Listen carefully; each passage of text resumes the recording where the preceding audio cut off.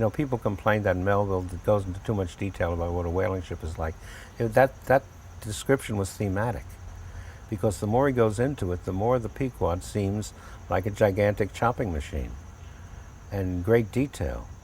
And in fact, there's something wrong with the Pequod, because in the beginning of the Moby Dick, Father Mapple's sermon, you recall what he says about that? It's about Jonah's flight to escape preaching to the people of Nineveh.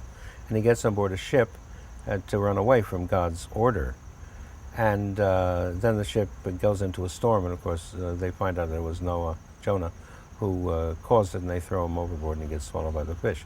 But Father Mapple says that Jonah in his cabin sees a lamp hanging, but the lamp is hanging crooked.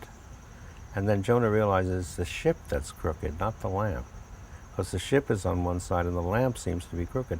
Well, that's a description of what's wrong with the Pequod. And when Moby Dick destroys the Pequod, he's fulfilling the legend of Father Mapple's sermon.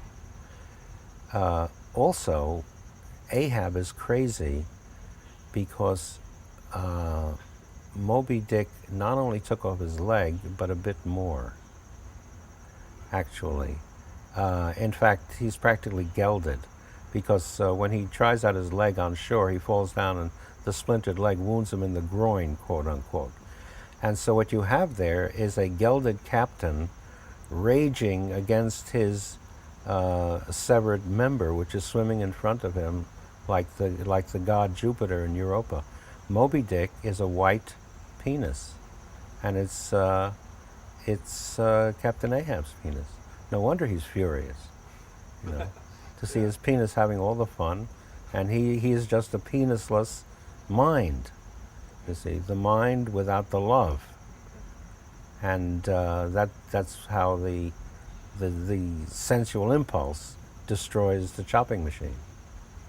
Beautiful. And John had the same idea in his stories. He was imitating Blake in this too, you know. Blake said energy is the center of everything, and reason is only the frame around it. And enough or too much, that's Blake's motto, you remember. The cistern contains, the fountain overflows. All of that is purely John, you know. He thought the same thing.